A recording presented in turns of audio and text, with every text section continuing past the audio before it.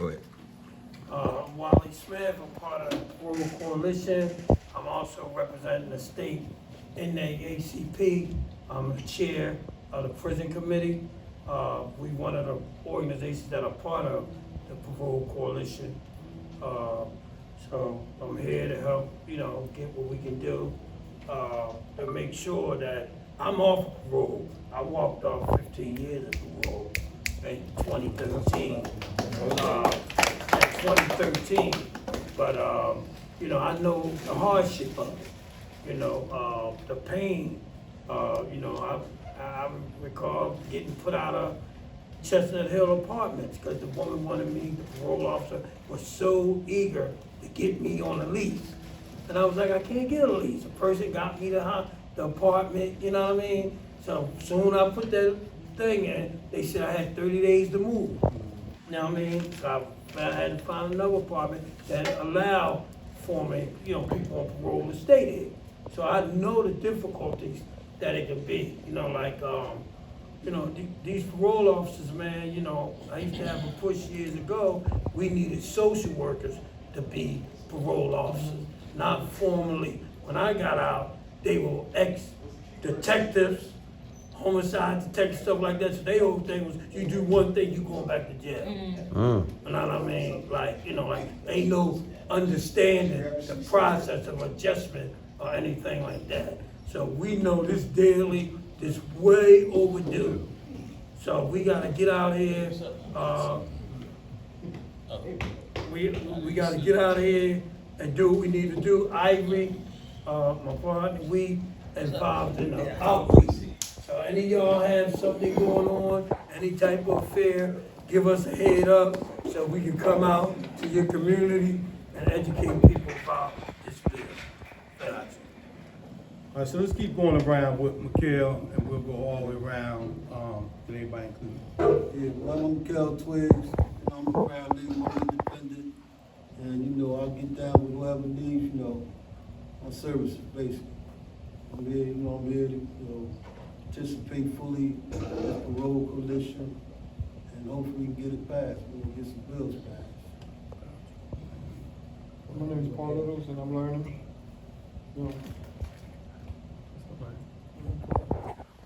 My name is Rashid Rawadi. Okay, I come up out of Mill Creek. I did 23 straight years. I've been home 31. I've been off parole forever now, okay? And my path to success was starting with my mindset, okay? And then the people who I surrounded, the village, of people who surrounded around me. And we took this to a level that I'm owner of my own trucking company. I own 5 properties, okay? And I'm owner of my own store now, okay? This comes from hard work and me being personal, pushing and pushing and pushing. But I made the right contacts with the people. But I never forgot where I came from. And when Tommy told me about this, I said, I'll be there, homie. Even though I'm supposed to be going on the road tonight, I'll be here because I want to get all the information I can get and take it back to my people and see what we can put together. Because we're well established through the mayor's office and other state reps and all that, who have saw what we have done in our community, in the Black Bottom. Yeah, well, Jeffrey Carr, I did 43 years, and I'm on lifetime parole. But I feel proud of the fact that I'm a family man, and I broke the cycle in my generation. Snaps and clash of that. Yes. I broke the cycle. I got 1 son, I got 6 grandkids, I got 8 great grandkids. Praise And my grandkids is in college. My son is a bishop. He owns his own home, and he done went to school. He got 2 master's degrees and a bachelor's degree. And he's doing wonderful, and I feel proud of the fact that I broke that cycle. You know what I mean? And he's living a large and lovely life. And he just gave me a car. Amen. Snaps and clash. Yes. Yep. And you represent the Eagles.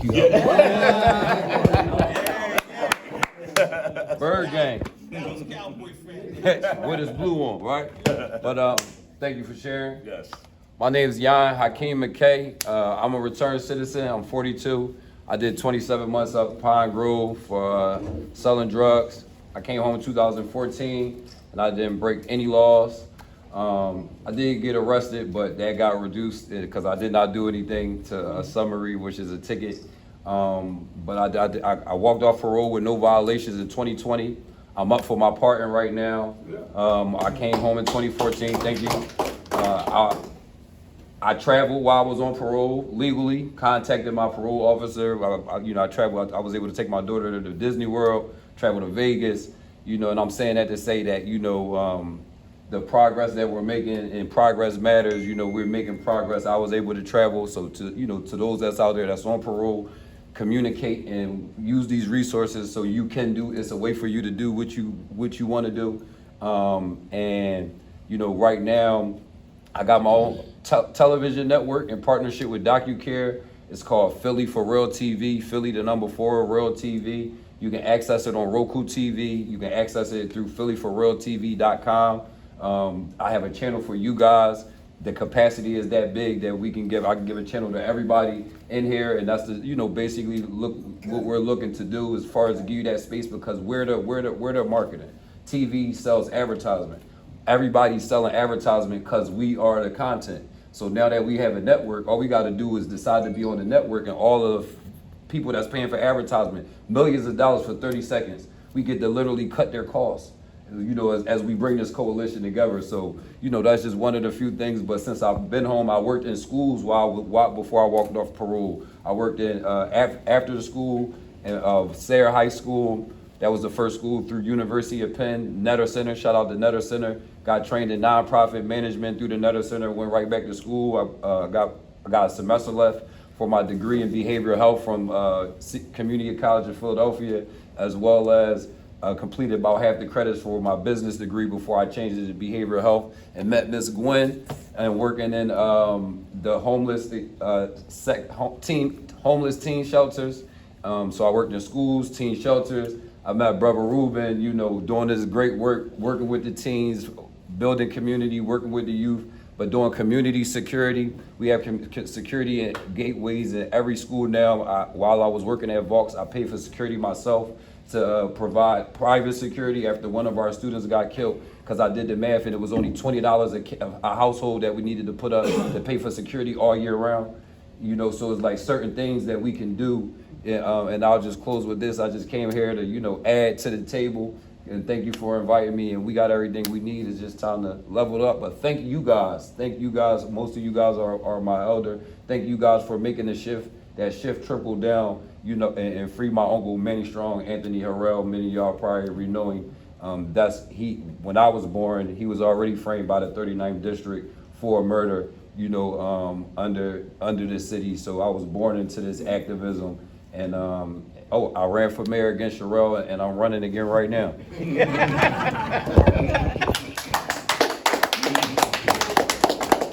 Hello, everybody. I'm Gwen Bailey. I'm here because of Reuben Jones and his assistant, Wally. I met Reuben, it's been 15-ish years, maybe 10, 15 years ago, within his work with Frontline Dads, which was doing critical work for the community by trying to engage young men to keep them out of the system and stay focused on their goals and get them some goals to have, and did fabulous work. And so I'm here because of Reuben, and also because of the unfairness of the system and the work that needs to be done. Thank you. My name is Aaron Willer. I just came home on compassionate medical release after 36 years. Amen. I'm one of the ones that Derek Lee probably will help, because I got a second degree. So I go to court August 21st to see if they gonna re-sentence me under the second degree thing. But being in the Germantown home right now, I don't know exactly what it is I can do and what I can't do, because they let me out because they said that I only got a certain amount of time before I die. But, I know I ain't do 36 years to come home to die. Amen. We're living. I came home to live. I fought to live. I'm here to represent everybody that is still behind the wall to bring them home. Amen. It's three people that like Derek, the Derek Lee effect, and this coalition effect is the people that got commuted, that's on parole for life.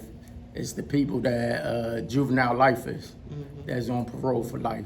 There's people like me who is home on compassionate medical release.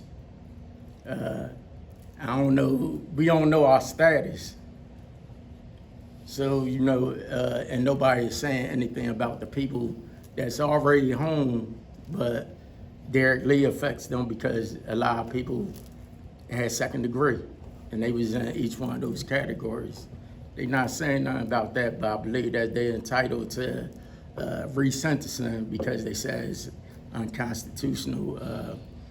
And then there's a lot of other things that the brothers behind the wall had asked me to bring up. I spoke at the 9/15 thing, or was it for Derek Lee? What's that? That was June 11th, I think, down the street. But nobody is saying nothing about that, and hopefully we'll get some answers because nobody should be on parole for life.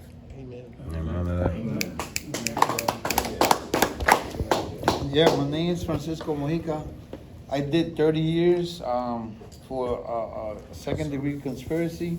Thank you. I never saw the man dead or alive, but I was charged.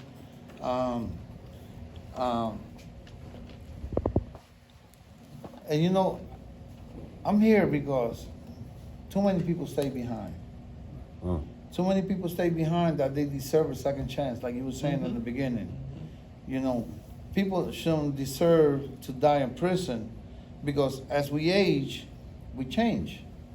When I went to commutation, they were asking me about my crime. I'm like, listen, if you find that stupid Francisco Mojica that was there at 29 years old, bring him here to me and I'm gonna smack him in the face a couple of times, because we change, we grow.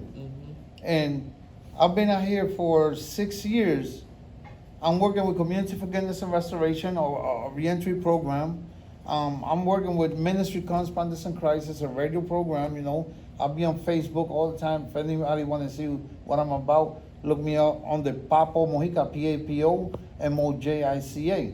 Mojica, I'll be on Facebook. I do live programs on the radio. Of course, I'm Christian, so that's what I'll be doing. But sometimes I bring people to speak about this situation that is going on. The other day I brought in a lawyer, and he was talking about the second degree situation, and the people that watch me, they know, and my passion is on this because I was in prison for a crime that I did not commit, and after 30 years, I come home and I'm still struggling, I try to file for, not Social Security, the other one, SSI. 5 times they denied me. And when I came home, I was on a cane. I couldn't walk. I had a bad back, But I make a decision. I said, you know what? They trying to hold me back, I say that the help with SSI, and I went to the hospital. I got some treatment, and I started working, and I end up doing better with me working than getting the SSI. And I help a lot of people around my neighborhood. I don't try to get out of my neighborhood because when I came home, a lot of people told me, Mojica, you got to move out of your neighborhood. I said, no. Why? Because I messed up my neighborhood. So I must change my neighborhood. Come on now. Because yes, when I went to prison, I was selling drugs and I was doing things, So I say, no, I'm going to change my neighborhood, And in my neighborhood, I talk to a lot of people that use drugs. I try to help them, not giving them money and all of that stuff, but telling them how Jesus changed me, how Jesus Christ cleaned me, because I wanted to kill myself when I was in prison because I was still doing drugs inside prison. They're talking about when I went to prison, they were talking about war against drugs. Remember back then, what was the lady's Ronald the other Reagan, Nancy Reagan. Yeah, and the other lady, the lady that was a district attorney. Lynn Abraham. Oh, then Abraham. Abraham, yeah. And when I come out of prison, I'm like, damn, the drugs drop a bomb out the wall. That means the drug won the war. Yeah, because the people that were fighting that that war against the drugs, they ain't beat nothing. Facts. Yeah, the drugs beat. They took over because in my days you weren't dared to go on the streets and shoot up any dope. You know, and when I come home, I see people shooting dope in the neck in Kensington and around Front Street. I'm like, what the hell is going on? You know. So it was worse than when I went in. That's a So testimony. that show you that putting people in prison for the rest of their life don't change nothing. Come on. What changed people is this. People that came home, they decide to be business people. I see business people here, everybody doing their own business thing, you know, and helping other people come home. And that's what I see when people go to prison and do a lot of time. You know, they come home to help their community to change and help the young people not to do the same mistakes that we did. Thank you.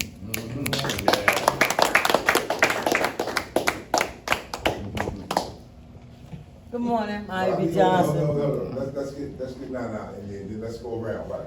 Bobby think you know Bobby. So wait a minute, what just happened? He doesn't trust black women. He needs No, I'm talking. He's talking about. I'm going around in the circle. We're going around. Ivory, not you.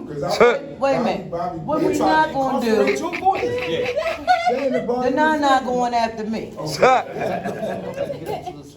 Yeah, come on up to the table, Nana. The late Nana. Let me get on this side since you going first. There you go. How about That's that? where you should have been. You know, when the The sister Nana was late. bring their toes out, you better listen to them. Right, Move them chips. They ain't pay for this advertising.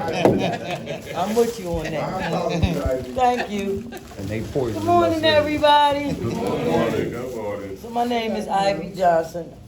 I was released from prison in 2015 after serving an 18.25-year sentence. I'll be on parole till 2038 as it stands. Just coming home, I worked in several different arenas: anti-violence, drug addiction, you name it. Now I work with the unhoused. And what led me there is that although I had 2 or 3 jobs at the time, good credit score, first, last, and security, I was a couple days from homelessness. Because when you're on parole, you have to hand the landlord a paper to say they know you're on parole. Yeah. And people don't want to rent to you on parole. So although I look good on paper as a tenant, landlords didn't think so. So that's what got me working with the homeless. What has me at this table is that I simply want to be free. I'm tired of being shackled and tethered to the system. And just like this gentleman mentioned, I travel, I have a passport, I can get permission to go places. I don't want to have to get permission. Amen to that. That's right. I'm grown. Yep. I pay taxes. I own a home. Come on. I work in my community. I no longer fight people that look like me. I fight for people that look like me. I've turned that corner. And I deserve the same liberties as everybody else. I get friends call me, let's go to Jersey. Can't. Let's run to Delaware. Can't.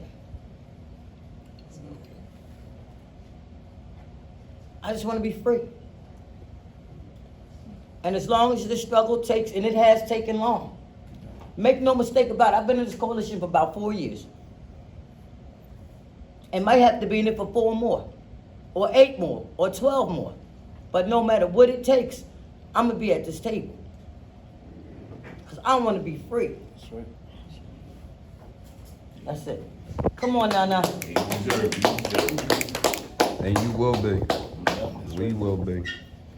Well, my name is Nana Kwesi Atamu II, formerly Bobby Harris. Juvenile lifer, served 29 years at the age of 15. I was never released from prison. I was transferred from one cell block at SCI Dallas to SCI Philadelphia RHU. Come on now.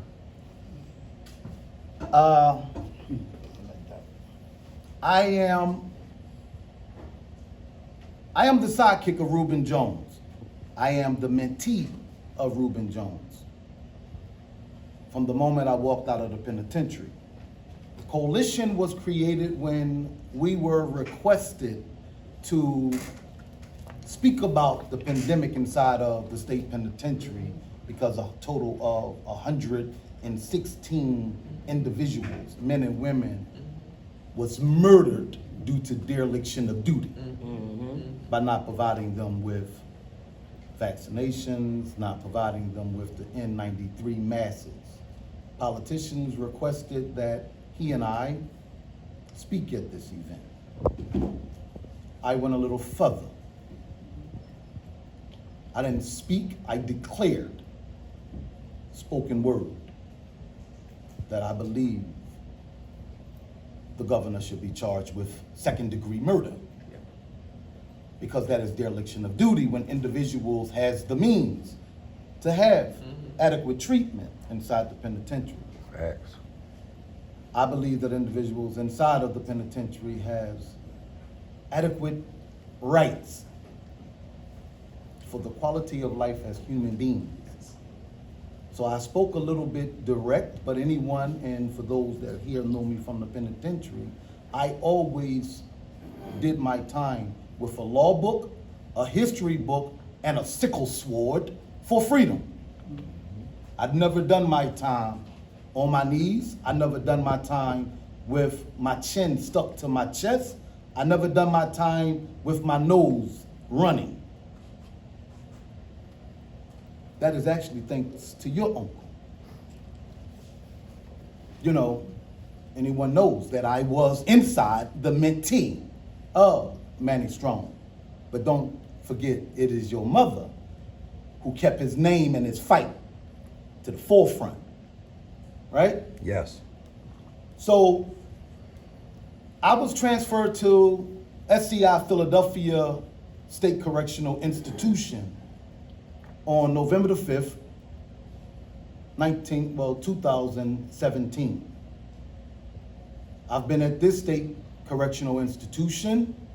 November the 5th makes 9 years of me housed in the RHU of Philadelphia State Correctional Institution. This is how I speak. I am not on parole. I am living in a coffin as a juvenile lifer until I am physically dead. Whenever I travel, you mentioned about traveling, my travel requests, my slave papers, states that I am on parole till the year 3999, and a question was asked, what about if I live to be alive in the year 3999? Does that mean that I maxed out my forced slavery incarceration? And I was informed that no, it will just switch to 6,999. That's great. Right? So they thought. So, me, came home, successfully mentored by Reuben Jones. Came home to this prison, successfully taught how to organize, analyze, deputize, and execute a fight for freedom, justice, and equality for men and women in the state of Pennsylvania, and given my first job ever. Successfully, within a year of me being released, aligned with Reuben Jones, You know, and for those of you that don't know, his Ghanaian name is Brother Kofi. You know, I took him to Africa as a gift for equipping me back into the mindset of who I am. And that is where he got the name Brother Kofi when we went to Ghana. We successfully shut down the House of Correction. We were also disheartening upon that success of shutting it down with a coalition of other organizations, informed that we were thinking too big and that we needed to minimize and lessen our requests with the reallocation of the funds from the House of Correction from our community center for all programs led by formerly incarcerated, from resumes, welding, mechanic shop, job readiness, mentorship. We were told after being instructed to go look at Fitzsimon High School as the location. All of this is in my first year. And we were told that we should look at a corner store rather than looking for this school to become somewhat of a university of educational training and equipping for women and men that are impacted by incarceration. I lobbied hard. I still lobby hard.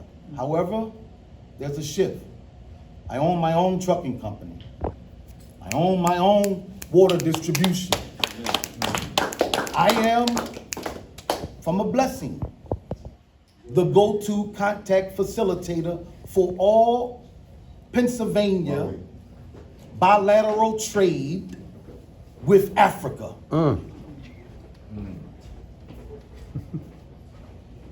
If they want to do business, whether it's Senegal, South Sudan, Ghana, Kenya, Uganda, they have to come to a formerly incarcerated transferee. Amen to that. On the 22nd, I have a meeting with the procurement director of the World Bank in DC. They don't look at me and say, you are formerly incarcerated. They look at the quality of life that I exert as a black man, not just any man. I identify with myself. I'm a black man. And it's a crime to declare or speak with such definition. You know, Jeffrey Carr, I speak how I spoke inside the penitentiary today.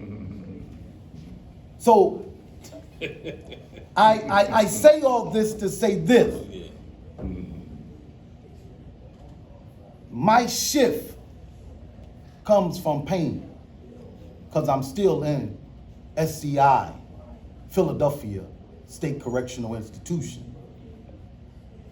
Give you a little news, Ruben. This is news breaking. We supposed to go to Ghana on the 31st, right? Parole people just told me, nigga, you cannot go. Right? The reason I say is disheartening. Ruben chose to pay for my ticket to go July 31st to Ghana. So I'm informing you now. Breaking news. The slave master told the nigga he cannot go.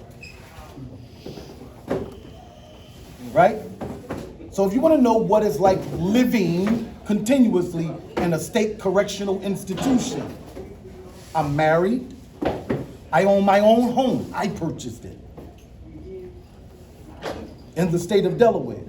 However, I am forbidden, in bold caps, to even go to my home where my wife resides. I have to ask for permission to go visit my wife from the parole board, who oversees me, not with invisible shackles. They're no longer invisible when we open our eyes completely. They're very visible. So in living this, it becomes a strain. You know personally, as much as the two of you be on the phone, and Instagram at the same damn time. My baby. Right? It caused stress. My marriage is on rocky ground. I'm being totally transparent. The only one that hears this, well, she may hear it from my wife. But Ruben is my counselor. He may not be a certified therapist, but he is a certified listener. So I'm giving you what it's like to live on parole. And Mikhail, I can't forget, because Mikhail understands everything that I'm going through with the litigation part of this, right? And I salute you with that mind. I'm just giving you what we live with. But because you are here also, you're recording this. I don't usually speak unless I'm mad. I don't have a reason to be tap dancing or smiling or none of this. Because my wife quit a job that she was making $120,000 a year with the Department of Justice, the DOJ, because they told her she could not lobby or advocate about me being taken off of lifetime parole. So she sacrificed her life career, 34 years, 33 years at the DOJ, walked away from her medical, her retirement, her benefits, in order to stand beside me. That put more of a burden on my shoulders. That put more of a burden on my back that I had to carry the woman now. So it put me in my trucks longer. It put me in my water business harder. It put me in my activities across the Atlantic deeper, just to be able to never go back across that street and say, I got to get this money, hook, crook, or whatever. I punctuate on being the best example that I am, which is in coalition with every last one of us in this room or this group. This is what we do. So my story is a story of blood. My story is I'm bleeding because I was only transferred from one state correctional institution at SCI Dallas to the institution at Philadelphia. That's the news I had, and that's why I came, just to give it to you face to face, that the slave masters sent me an email and told me that I cannot go to Ghana. So I'm sorry that you lost your money. I'm sorry that you're going through this, because I know what we was planning for them children. I'm sorry that the opportunity that we have already punctuated across the Atlantic inside of Ghana, and particularly inside of the prison system in Ghana, where they welcomed us to facilitate, teach, and train the men in the prison, different trades and skills, and cultivate them for reentry. We lost that moment of sharing that experience on this trip. For the moment. For the moment. For the moment. So I'm here because I'm mad, and you know when I'm speaking like this, you know I'm worked up. So I just came because I needed to tell you that face to face. That's a man. That's a man. Thank you, brother. For the moment. For the moment. It ain't over. That's why we're here, to reverse things like that. I just want to take a quick second.